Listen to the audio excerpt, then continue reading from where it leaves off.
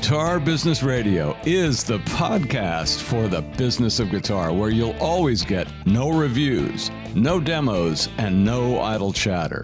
From players to CEOs and in between, if you have a professional or business connection to the world of guitar, this show is your window to insight and information you won't get anywhere else. I'm Jeffrey D. Brown, and I approve this message. So let's get to it.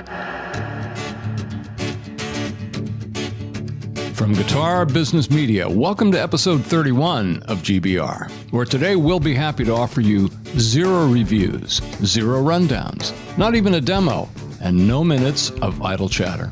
Not that there's anything wrong with any of those things. They're just permanently out of stock on this show. In fact, we may not even sound that much like a typical guitar-related show.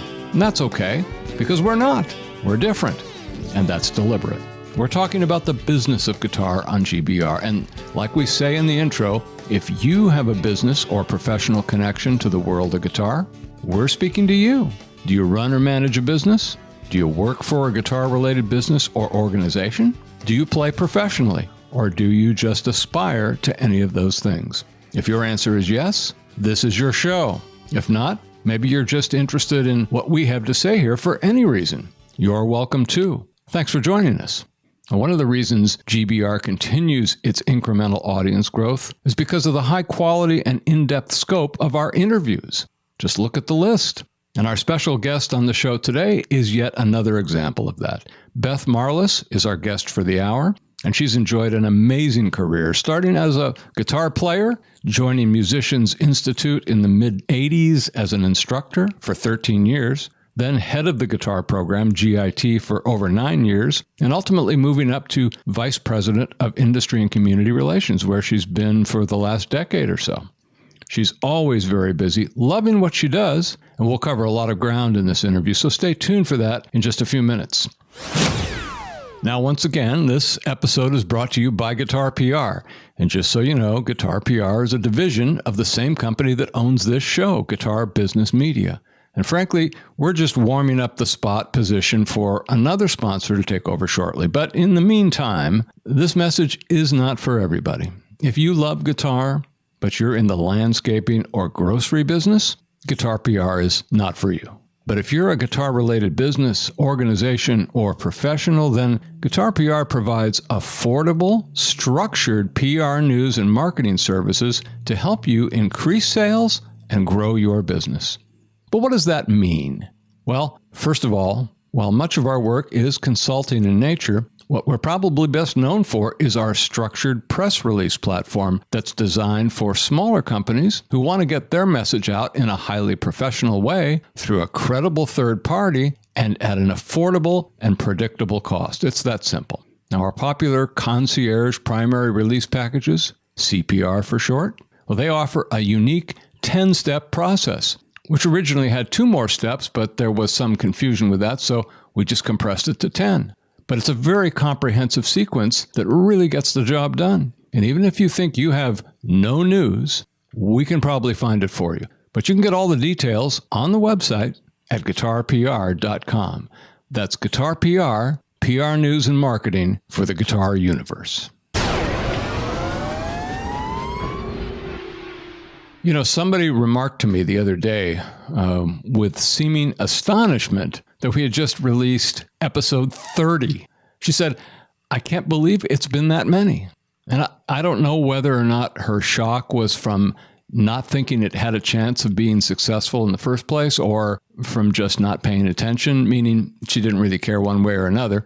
But in any event, I found myself having to take a step back and think about the significance of that. Because, you know, it seems like we were just clawing our way through episode 10 with Bruce Foreman, who was, by the way, really the first player we had on the show. But since that time, we've had other players like Chris Standring and Carl Verheyen, Richard Smith, Nathan East, and Peter White, and others to come.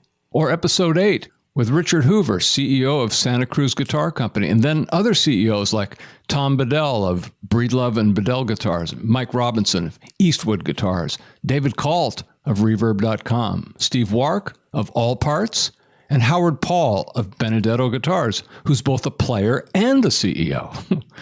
And of course, We've talked to some of the great luthiers in the business who've made names for themselves, like Michael Stevens and John Page, the original Fender Custom Shop founders, and many others. The list is just too long to mention everyone here. But the good news is you can always listen to any of these shows on demand, just about anywhere podcasts are available, including our website at guitarbusinessradio.com.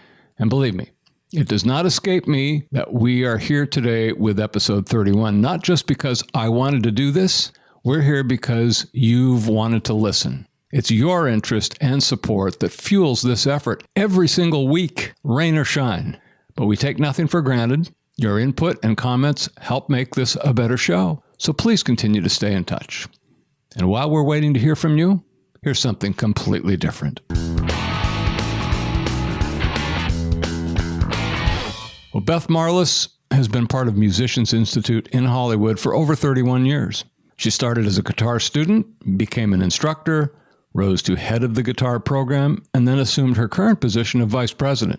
While she has also run the Musicians Foundation for nearly a decade, was a board member, and ultimately chair of the Hollywood Chamber of Commerce, she still finds time to teach a few hours a week at MI. Like I said earlier, she's a very busy person, and there's much more to talk about as Beth Marlis joins us right here and right now. Well, Beth, welcome to GBR. And thanks so much for taking the time to come on the show with us today. Hey, Jeff. Well, thanks. It's really great to be here. Great. Okay, so we don't waste any time here. We don't let any grass grow. So I think we'll just kind of get right into our customary foundational question that everybody expects at the front of the interview. So maybe you can tell us a bit about some of those things in your early years. You can determine what the early years are that ultimately had the most significant impact on your career later on. Everybody has at least one of those. How about you? I probably have more than one. There's a couple. And just starting at the very start of it, I grew up in LA, and that certainly shapes who I am. And my life in music actually started when I was given a violin in first grade at about 5 years old. That was my first instrument, but then I heard the Beatles when I was about 10, and I begged my mom to get me a guitar and some lessons. And my very first guitar teacher was confident I really needed to learn folk songs and sing-alongs. And to be honest with you, Jeff, I hated it. I totally hated it. And that's when, apart from my first influence being the Beatles, the second influence of Jimi Hendrix came over me. It manifested because not long after those lessons started, I smashed my acoustic guitar against the house and totally destroyed it. So I just hated it. And miraculously, somehow not too long after that, a funky old Hagstrom that belonged to a distant relative, an electric guitar, showed up. And let me tell you, I was happy. Were there any ramifications of the Who-like destruction of the guitar? Well, I don't know. I give credit to my mom. Somehow she didn't stop me from going on to electric guitar, and I wasn't in trouble. So there you go. I was lucky. So it's that made a difference because I could have just been shut down, right there. But I'll tell you, once that electric guitar showed up, I was happy as a clam. And I remember jamming with the hippie kids up the street. So this was like perfect. It was the 60s. I loved it. In fact, I think I took my guitar to school every single day starting in 8th grade. Really? And never stopped. Yeah, it was like I just couldn't put it down. I loved it. And, to be honest with you, I'm still pretty much the same. I think I take it everywhere even now. Started a habit. Yeah, but wow, I know it was kind of, well, I was lucky because my parents supported me. And again, I think product of being in LA, it was kind of a time and a place. So I always played. And once I progressed through high school, I got involved in lots of bands and eventually moved on to going to UC Santa Cruz, going to college. And right around that time, I'd heard about GIT, this guitar school, in Guitar Player magazine. I think it was really literally 1977 when it first opened, when the school started. And I spent a couple minutes maybe testing my parents, my supportive parents, like, oh, should I go to this guitar school? It's like, no, you're going to college. So at least they put their foot down wisely, probably. So I ended up going to Santa Cruz, enrolling in college, and I studied a really eclectic kind of DIY program of music. I studied Latin jazz and gamelan and early electronic music. It was kind of out there and kind of fantastic because it just was DIY, do whatever it is that interests you. And I had some great opportunities. I even got to perform one time with John Cage. So it was kind of like pretty amazing. But it wasn't a great guitar school, let me put it sort of gently. There probably weren't that many at that time, I don't think. Huh? No, I mean, really, 77 and then soon after, I mean, GIT really was it. It was the center of the universe, I think, for contemporary guitar studies. I mean, that's one of the hallmarks, right, is that it didn't exist anywhere before. Pedagogy was always directed towards, classical music, really. So I credit Howard Roberts and, talk a bit more about that in a little bit. But, that school was a huge groundbreaker. And I never forgot about it, needless to say. At the same time, my last big influence in my earlier life was when I was in college, I started to study Aikido, martial art, and I really fell in love with it. I practiced 6 days a week, and I really resonated, for lack of a better word, with its philosophy of resolving conflict through harmony. It made a big impact on me that I really feel even now. Is it something you still do today? No, I don't.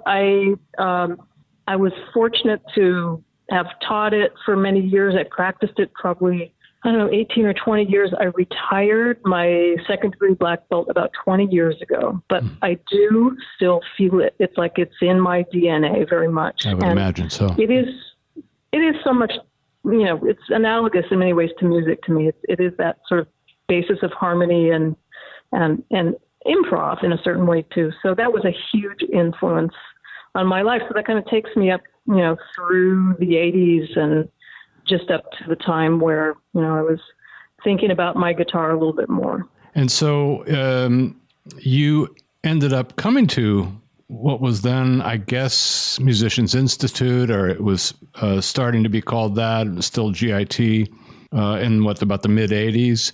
But I wanted to ask you before we get to talking about your 3 decades there, I wanted to ask you if you were working professionally as a player prior to that, or what exactly were you doing on the sort of the serious side? Yeah, good question, huh?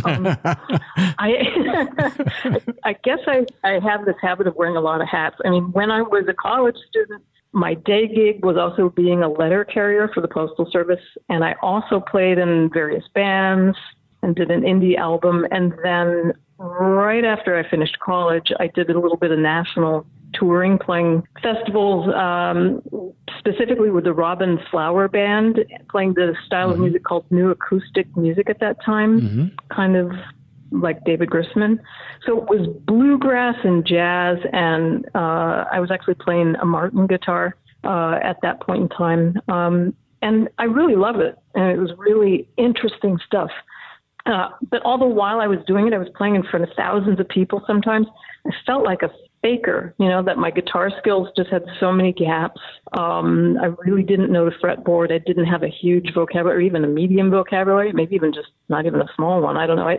I just knew that even though I was up on stage, if you pointed to a fret on the guitar, I probably couldn't tell you the name of the note. I mean, it was feeling a little ridiculous, even though I played a long time. So, that memory about GIT in 1977, I guess it just finally had to, percolate for a while. And then finally by 1985, I decided it was time to get it right and figure out how to really play once and for all and go to the school. So leading up to that time, I was playing, I was doing gigs and working, but I dropped absolutely everything, moved back to LA, swallowed my 28-year-old pride, and I moved back in with my parents to go to the school. That's more common today, though. Right?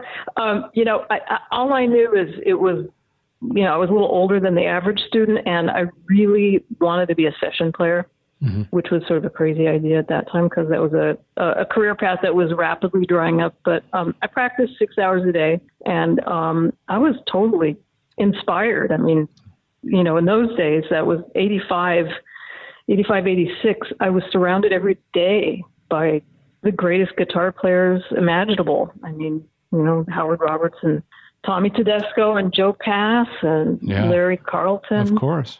Pat Martino, Robin Ford Scott, Henderson. It was endless how many greats were there. And I felt really so motivated. I mean, even Joe DiOrio kind of took me on and mentored me. It was pretty amazing and pretty exhilarating. And it was actually pretty terrifying too, all at the same time.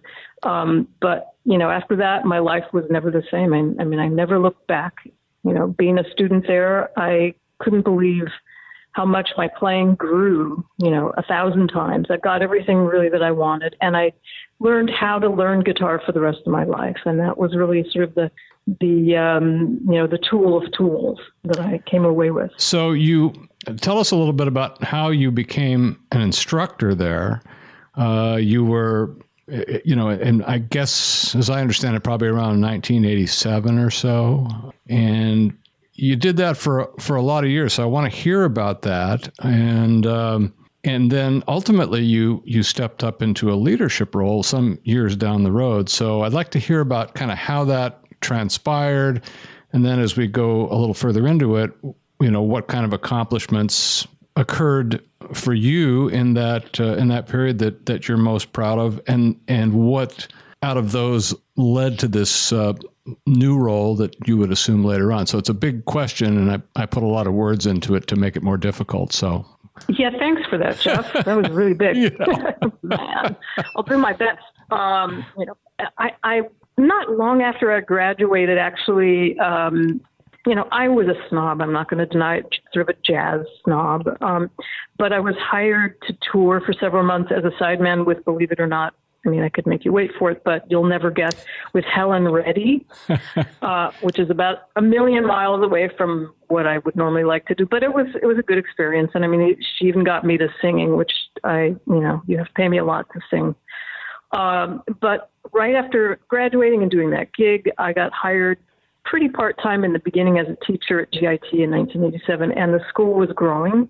So they hired a number of people at the same time. We moved into a new building, and there were a lot of really talented people in my class, my literal class that I graduated with, that ended up being instructors, like maybe 8 or 10 of us, all got hired at the same time. That's a lot. Yeah. Yeah, a lot. The rest is, as they say, it's history. It's been more than 31 years, and still I'm a member of the guitar faculty, and I still teach, not so much like I used to, but a couple hours every week, even now. Mm-hmm. But the main bulk of it, that period before I was the chair of the department, about 13 years or so, was a really great time. I was a full-time, in short order, not too long after being hired, I became a full-time instructor, and I taught about 30 hours a week. Taught lots of classes, lots of lessons, you name it. 30 hours is, that's a lot. You've never taught. That's a lot. That's a lot. Yeah. It's a lot. I was young. I drank a lot of coffee. I always had my cup of coffee. Classic. And I think multitasking just must have had a hold on me, because during that same period, I ended up going to USC and getting my master's degree in studio jazz guitar. Oh, sure. Yeah, it was great. That program was great.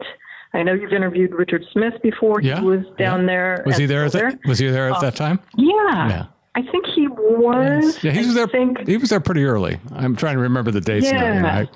These weeks come faster and faster, so I don't know. But that's, I know it's kind of speeding up. But I think when I started there, it was Paul LaRose was the head of the department at that time, and I think Richard took over sort of halfway through my time there. And he was very young when he took over. He was like 28. 12. Yeah, 12. Yeah, no, I know. Yeah, he was young, but talented, really talented, great guy, and really happy for his trajectory and what's worked out for him. I loved being in that environment. It's really small. It's excellent, very high level. And for me, the very best part of all of it was Well, two things. One is to continue my education because it's a privilege. I love being able to be a student and keep learning. That's like, what a great gig. But the other thing was one of my very favorite guitar players at any time, place, on the planet is Larry Kuntz. And I got to study with him. Oh, and wow. That's great. I still think the world of him. So he was probably the finest teacher of all of the many great ones I've had. To study with Larry Kuntz was really a gift. So he was there. And so this time when I was a full-time teacher and drinking too much coffee, I was also writing curriculum for the school with Daniel Gilbert, fantastic guitar player and instructor, longtime faculty member at MI. We worked together. I designed the MI's bachelor's program. I worked on that and doing some gigs. I was playing in some pit orchestras, like awards shows at the sort of fancy hotels, and doing some big band gigs and some R&B gigs. So, I don't think I slept all that much, but I had a blast. And, to kind of put a fine point on the whole thing, I think I'm the most proud and the most honored to have been able to have the opportunity to teach over 10,000 students at MI during my time. And most of that was during those 13 years. Wow. I mean, I am... Wow, that's a big number. Really, it's that's a lot. Wow. It's a lot, But I mean, I think that as a life accomplishment, that's way up there for me. I mean, that's a huge thing that I feel is, not only a gift, obviously, to be able to teach something, for the people on the receiving end, but, exponentially more for me. It's really a highlight of my life. And it did lead me to other things in the college. And I think you were asking about that, but I lost track. Well, it does lead me right to my next question that I was planning to ask you. And you've alluded to it already, that you became the department chair for GIT. And for nearly a decade, it seems to me that what I've read indicates that your efforts played a very important role in the growth and the profitability of the company. And I zeroed in on profitability because, of course, we're, a business-related program. And so anytime I see the word profit, I have to expound on that a little bit or drill down or whatever it is. So this is a great period of time that you can tell us about and touch on some of those things. Sure. You mean you're a subscriber to the idea that profit and guitar are not mutually exclusive? No. I love that. I'm not saying that. Just formula. Yeah, it's not an oxymoron. It can work together, and it does. And yeah, I would say, well, being able to serve as the department head or department chair of GIT was like being entrusted with a national treasure. Mm-hmm. It was a pretty amazing opportunity, and I mean, the reputation and, the talented teachers and students, it was just unbelievable to me. And what drove my decision-making during that time, really, it's the powerful engine of memory, because when I was in that position, I always referred back to this sort of inspiration and kind of overwhelming wonder, for lack of a better word, that I was feeling when I was a student. It was maybe 15 years prior, but it informed everything because of that student eye view. So during my time, was it luck? Was it talent? I don't know. But during my tenure, I hired dozens of world-class teachers. I mean, the school was growing like crazy. We expanded about 350% when I ran the department. And I got to hire guys like Carl Verheyen and Dean Brown and many other amazing, world-class teachers to just kind of create the synergy where it just kept feeding itself like this fantastic engine, more great teachers, more great students, more. And so in the same vein, I pumped up the visiting faculty program a lot. And I brought in, maybe selfishly, but all my heroes to come into the school and do clinics and concerts. And it had been kind of dormant. So when I took over, it was like, I am putting gas into this fire. And I started bringing in anyone and everyone that I knew would inspire me in the students. So it was, whether it was from Steve Vai to Ted Green or Borelli Legrand or Pat Martino, and literally like hundreds more. It was like being in a candy shop. Those are all big names. For me. All great names. All big names. And I mean, dozens of these guys. And so I made a little mantra that it was going to be every week. There had to be someone amazing on top of like 8 layers of a great cake. like the top icing was going to be these great visiting faculty. So every week, literally, apart from the vacations, maybe 40 weeks a year, I would have some, or sometimes more than once a week, somebody amazing coming in because we're in Hollywood. They'd be coming through town on tour or whatever, coming in and having, intimate or, small, medium, or sometimes large events with the students. I'll be honest with you, I felt like a student all over again because it's like, great, I get to learn, Yeah. Well, it's like masterclass. That's amazing. So it was great, but that was the guiding principle. It's like, okay, I remember what it felt like to just have your jaw on the floor as a student. And so that was what really informed the decision making for me, other than obviously practical budgetary issues and things that you have to do day to day. But really the overwhelming thing was that I felt like a GIT student. In fact, I still feel like I'm a GIT student. I don't think I ever grew up. And more than anything, I want to give back to these students. The whole time that I've been there, I've always wanted to inspire them, just like my mentors did the same for me. So, we grew, and it was a fantastic time. When I stepped off being the chair of GIT, it really was reluctantly, kind of, to be honest. I won't get into the weeds with it too much, but I was asked something like 6 times, won't you please be a vice president? And I kept turning it down because I loved that gig. I loved the program and how much it changed my life. And I could see it in the eyes and hear it in the playing of every student that came through there. It's like, this is the greatest job on earth. Are you kidding? Now, let me let me ask you real quick, bringing all these visiting faculty in, did that have a real measurable effect on the growth? And when you talk about profitability, when we talk about the business growth, that sort of thing, did that make a big difference? Was that a strong draw? Sure. That's a great question. It's pretty easy to connect those dots, right? Whether it's word of mouth, whether it's more clearly shaped marketing to potential students to grow enrollment, when you're talking about, we have, Eric Johnson here this week, and next week it's going to be Steve Morse or whatever it is.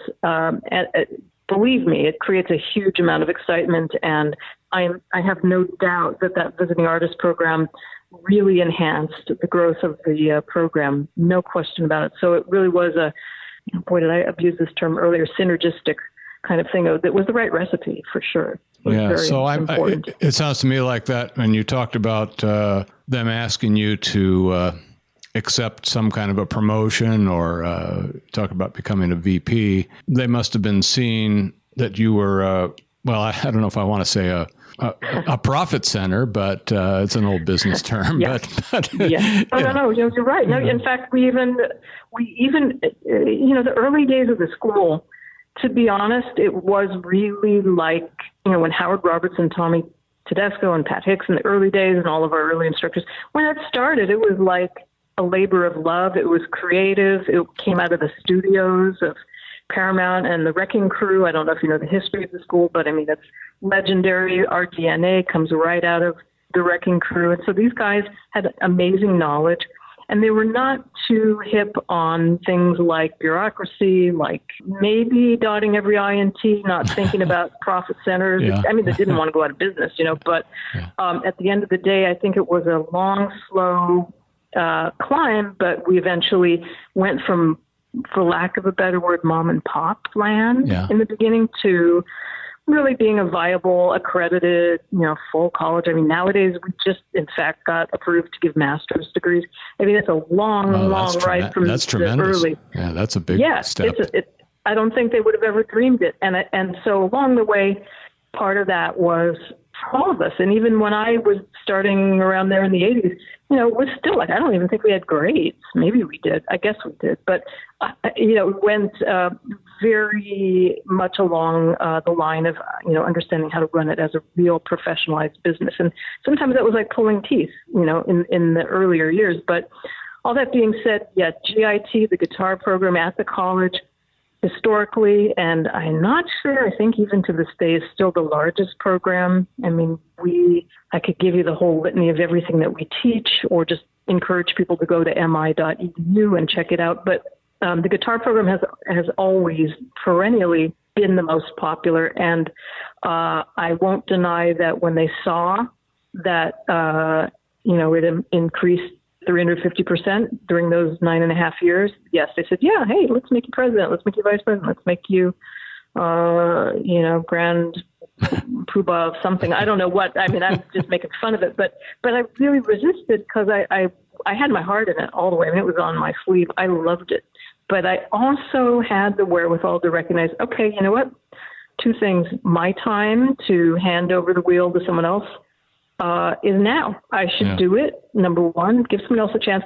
Number two, hey, why wouldn't you step off when you're at the peak of your game? Exactly. So at that point in time, the guitar program was, I think, 450 students, and it was around 125 when I started. Yeah, so that's it has never been bigger. That's pretty substantial.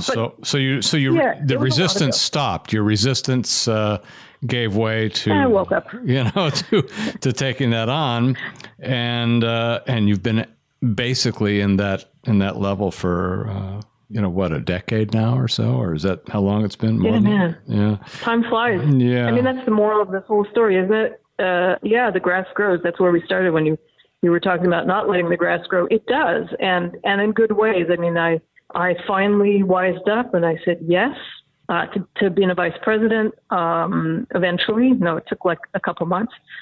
And in doing that, I literally had no job description at that point. Well, not literally, but I started to fill in my job description. And I've been actually a couple flavors of vice president, but the one that I've mostly been doing is VP of Industry and Community Relations, which is a pretty vague term. Yeah, that is. That gives you a lot of leeway, doesn't it? What is it? Yeah. I actually introduce myself a lot as VP of Stuff, because that's sort of what I do. Well, there's no rules on that anymore, No, I know. It's kind of good. I'm not complaining. Yeah. I took on running our nonprofit scholarship foundation. The school had one, but nobody knew what to do with it. So I said, give it to me. I'm going to learn about nonprofits. And it's been kind of a one-man store for 9 years, but in that time, I've raised almost, about $500,000 in donations for student scholarships. That's the Musicians Foundation? Is that what that's called? Yeah, the Musicians Foundation, musiciansfoundation.org, everybody. It harkens right back to that thing of like, I work for the students, I'm a big overgrown student. It's money primarily to fund scholarships for MI students and a few other programs that we do. There's also another $750,000 in an endowment that's in a pipeline. It's kind of on hold for the time being, but it's there and it'll come to us. But that to me makes me supremely happy to be able to do this, because it's not cheap to go to a music college or any college for that matter these days. Yeah, that's true. A big fire lit under me. No, it seems like also. I wanted to interject because Please. Obviously being a vice president and having this sort of community-oriented position where you have a lot of visibility, you're talking to a lot of people, and I would imagine that a lot of options, or we say opportunities, start to pop up, and one of the things that maybe you were going to tell me about, but I'm going to just ask you about it, is is becoming the chair of the Hollywood Chamber of Commerce. Now, obviously, once again, as a business program, Chamber of Commerce is certainly of interest, but that sounds quite interesting. I know you have a lot of things to talk about that. So tell me how that developed and what that has been able to do for you and for the community. Sure. Yeah, great question. Happy to talk about it. I really felt like in looking around and kind of crafting my vice president of stuff job, I looked at what, maybe it's just a cliche of musicians not always being able to see beyond their world or whatever, but I realized something that was lacking a little bit as far as the presence of the College of MI in greater city of Los Angeles and beyond was government relations, that there just was, that wasn't really something that was happening. So I said yes. I said, I have this habit of saying yes to things. So I got involved in the business of Hollywood itself, because that's where we're located. And I I first started out becoming a board member of the Chamber of Commerce, and then eventually, through 8 years of being involved, worked my way up to become the chairman of the board. That was an eye-opener, I got to tell you. It was a great education, and I enjoyed it. But between you and me and all of your many listeners, I'd laugh. I would laugh to myself because when I realized I would be sort of like just, a little joke with myself. I realized I'd be the one leading these meetings with like 36 board members, vice presidents of Disney and Capitol Records and Paramount Studios, et cetera, and, all these fancy people. And I'm just a guitar player. I mean, I would just laugh, but I really enjoyed the opportunity to contribute and be engaged in issues that were pretty major and really impacted MI's students and the community as a whole. I mean, to be honest, I enjoyed the process and the experience so much for about 5 minutes. I thought about considering a career change and going into politics, and I'm really glad I snapped out of that. But, but understanding forces within the local and larger economy, the city of LA, I mean, I did a lot of work with our council member and, diverse things from development and, the investment in the area.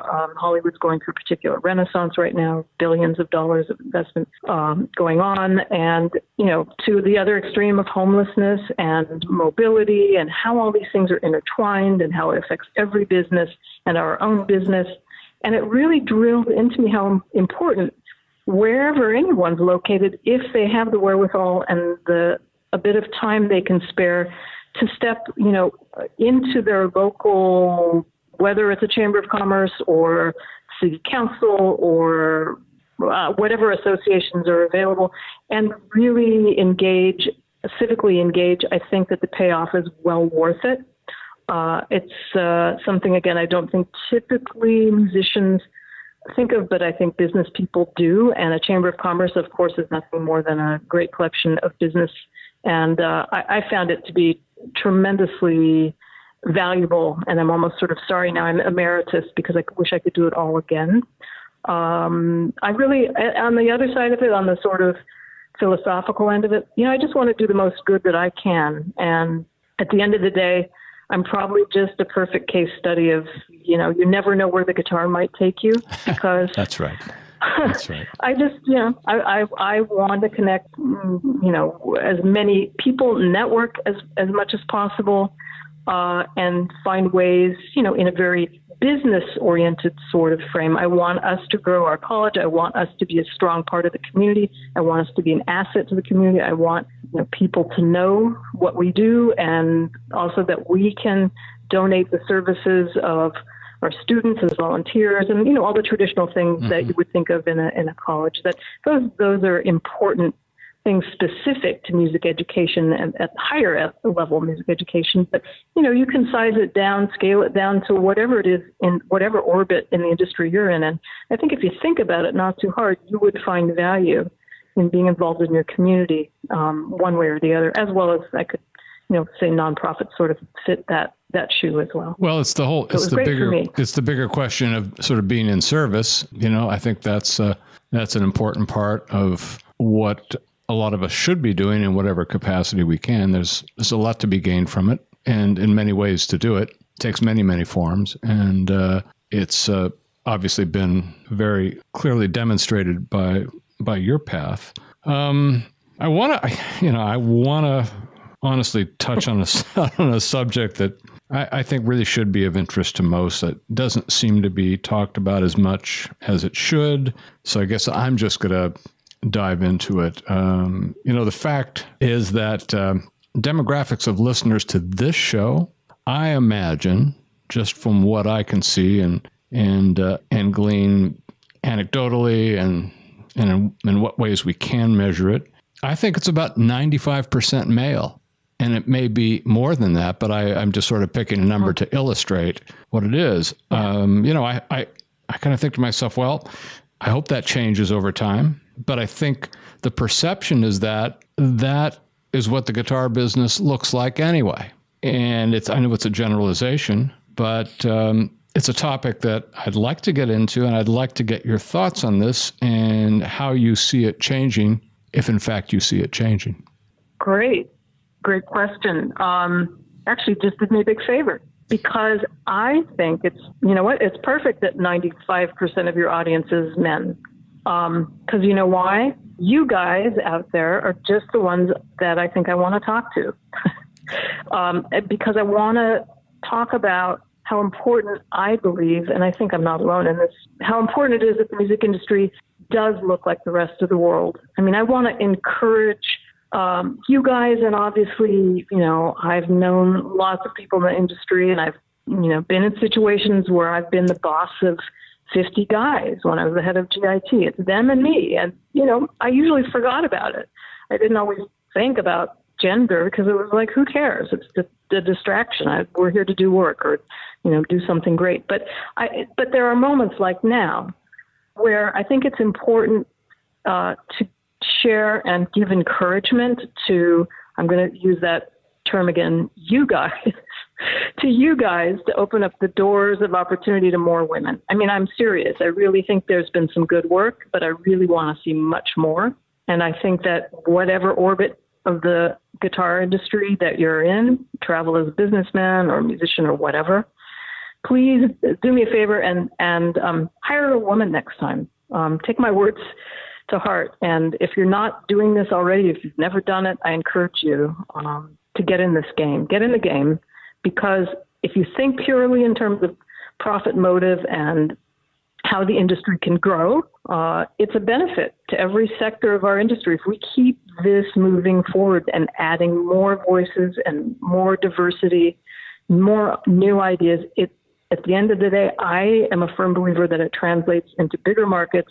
Music continues to grow and a better world. And I think, trust me, because you guys are going to thank me later. No, I think you're spot on. And it makes the market a lot bigger. I mean, if you just want to look at it from that standpoint, and I think there's more to look at, but that's a big basic factor that should appeal to even the basic thinkers.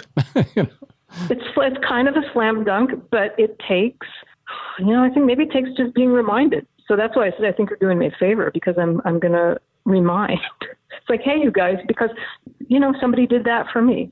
I can't say I didn't do what I did with, not on my own merit. I do believe I've earned whatever I've done. It wasn't anything was given to me, but I also had people that supported me, that were encouraging, and I had some of the opposite too. I'm not going to deny that there was some really stupid stuff that's happened along the way. It's, I'm pretty independent. I don't really get bogged down by obstacles. We all have them in sizes and shapes and form that are unique to our situation. But at the end of the day, when I think about what's changed in this last generation or so, there have been some really huge bright spots, and I think some great progress in the industry for women in music, and yet it's still kind of Neanderthal.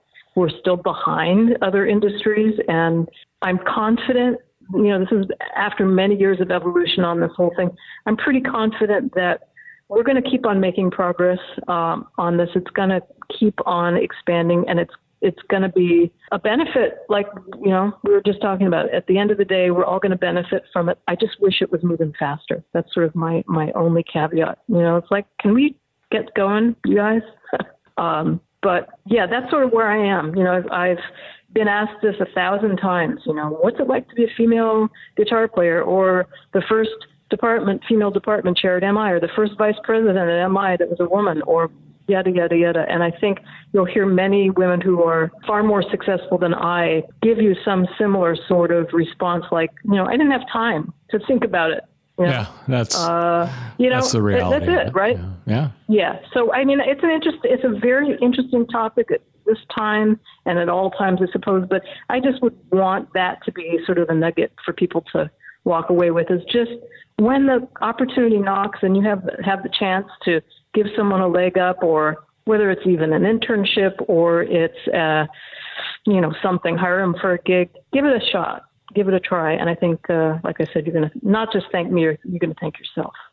One of the things that, as I told you before, I've spent a lot of years working with guitar builders, there's always been female guitar builders, and there's some just terrific, and we had a chance to interview some, and I hope more, but that's just one area where I think there's is it going to be predominant?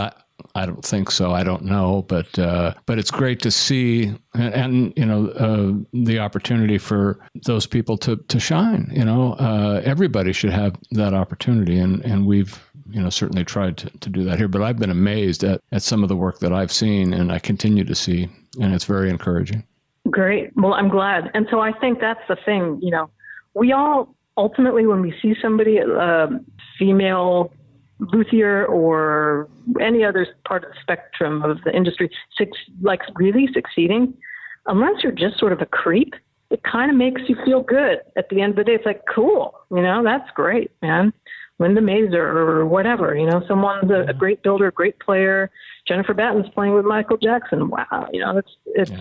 And there's many, many, many great bright spots, like I said, that are happening and we can point to.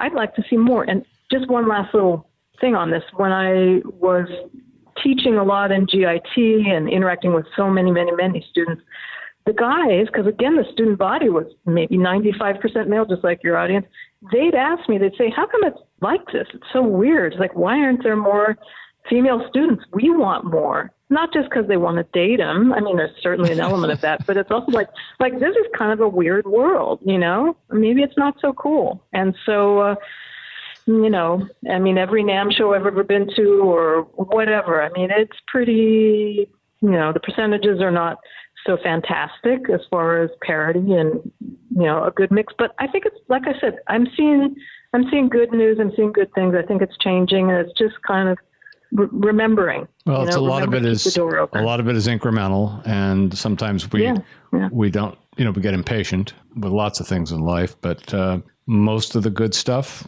ends up being incremental. It takes time, and things develop while there is, as I've said this many times, while they're adding to the foundation. You can't really build something without a foundation, and you end up with a house of cards, and then it's very easy for things to fall down. So sometimes that's just the way it has to develop. And, we have to have patience as long as we know that things are moving in the right direction. We can see examples of that and experience that and point to that and be happy that it's moving in that direction, as we call it here, destination.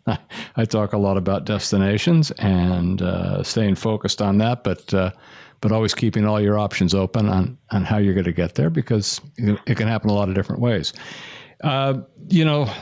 There's probably an awful lot more we could talk about, and I'm thinking maybe we'll do a sequel or something down the road to get to the next set of topics. But, let's do it again. and that's easy to do. But I want to kind of close out with some perspective from you. This whole business of music education has really generated a lot of discussion in recent years. A lot of folks sort of lamenting the decline. And that's always sounded like a negative view to me. And what I really think we're talking about here is just change.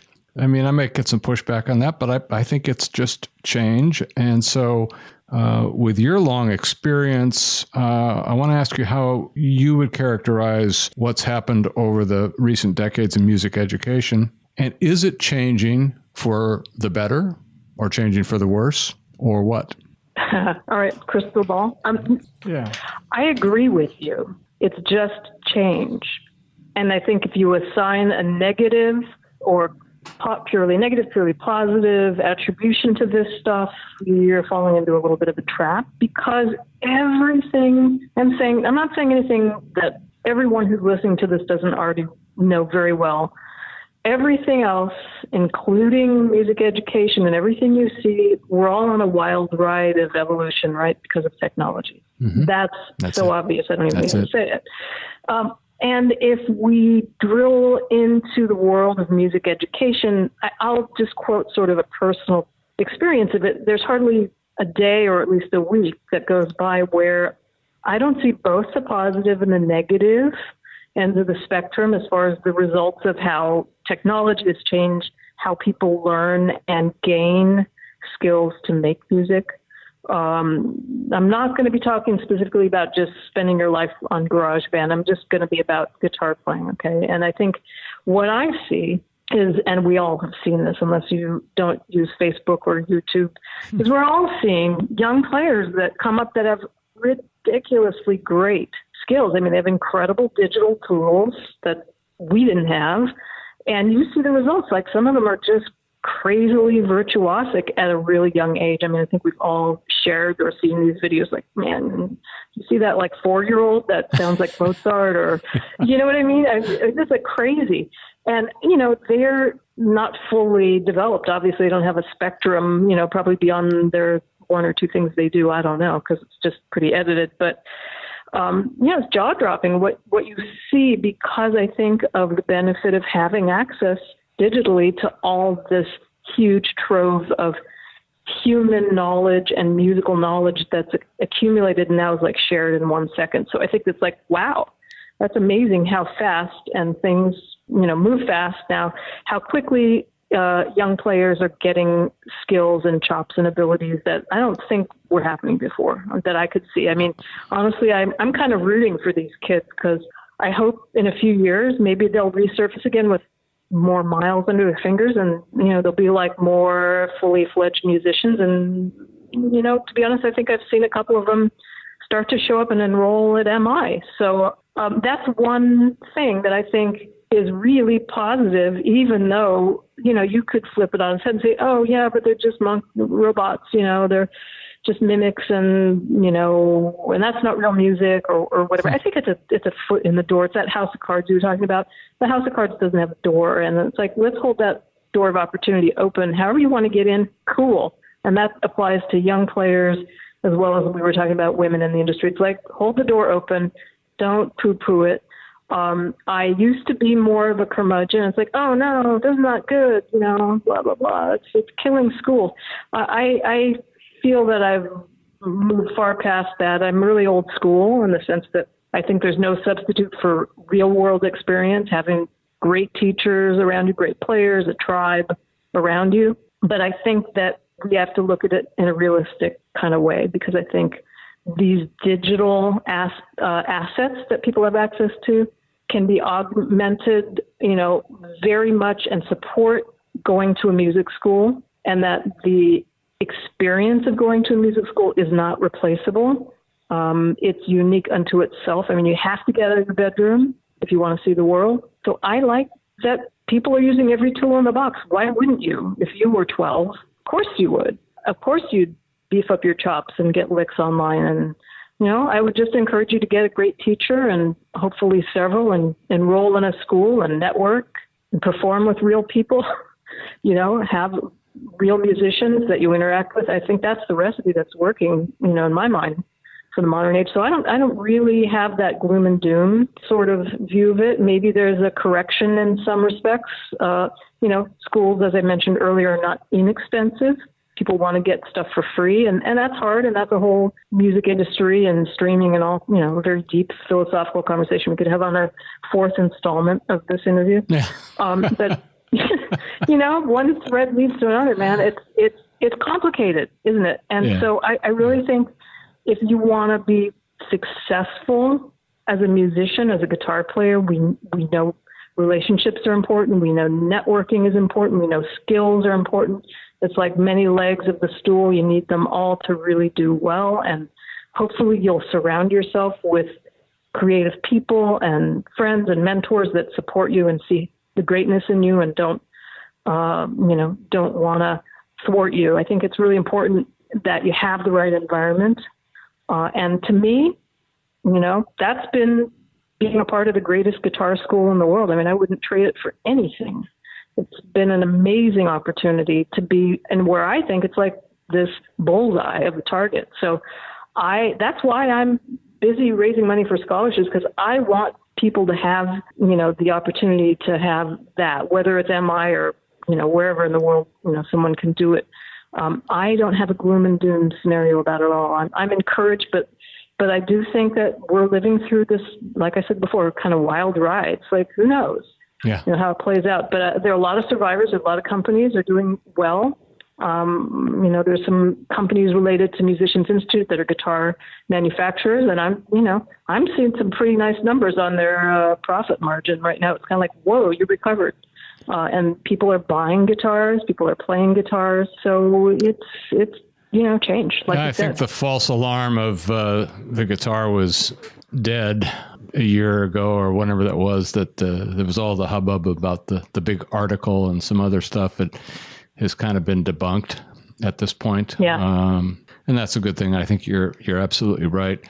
You have a great view of things, and you have a lot of wonderful knowledge and information that you've been able to share with us today. And like I said, we could go on, and I hope that we will in another time, in another time slot. But I'm really, really appreciative of you taking the time to come on the show with us and share all this stuff. And all I can say is thanks for coming on the show. I really appreciate it. Jeff, thanks so much. This has been really great. It's actually flown by and been really fun. And hey, anyone that's listening, if I see you out in the world, please introduce yourself. I hope I get to meet all of you. And we're all lucky beasts, aren't we, that we get to be a part of this guitar world. And it's a great thing. So I really appreciate you reaching out to me, Jeff. Thanks so much for finding me, and hopefully we'll speak again. I'm sure we will. Take care, be well, and all of that. Okay, cool. Thanks.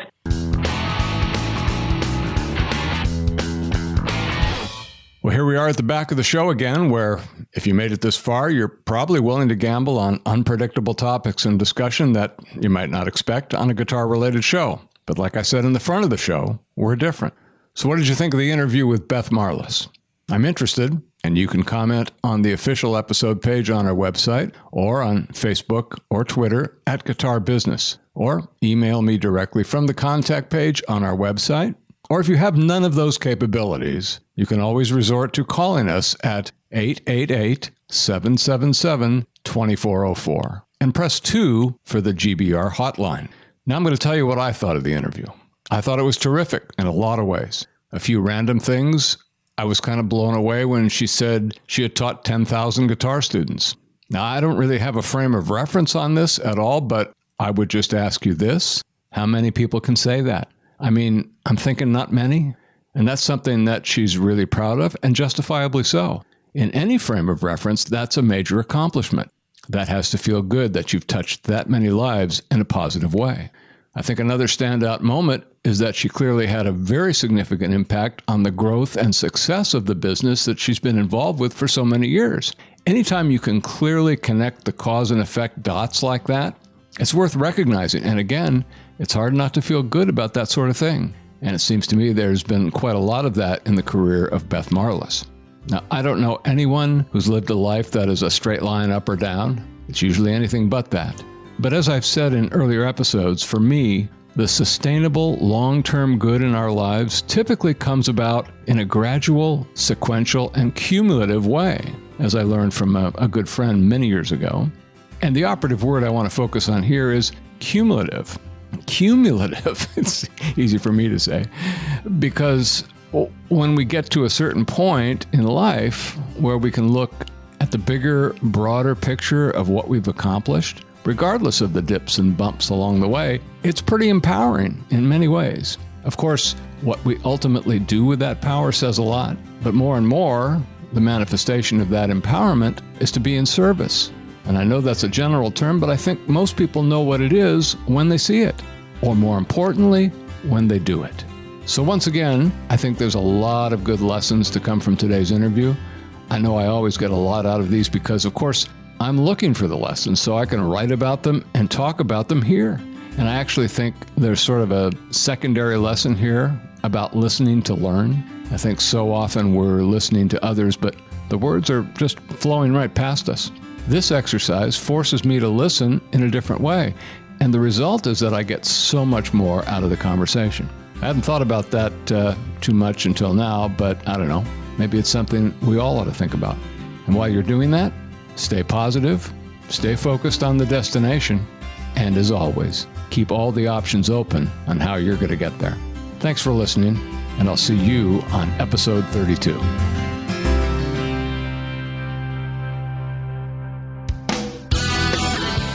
And that's it for this episode of Guitar Business Radio. Thanks for being with us. You can stay tuned and stay in touch at guitarbusinessradio.com.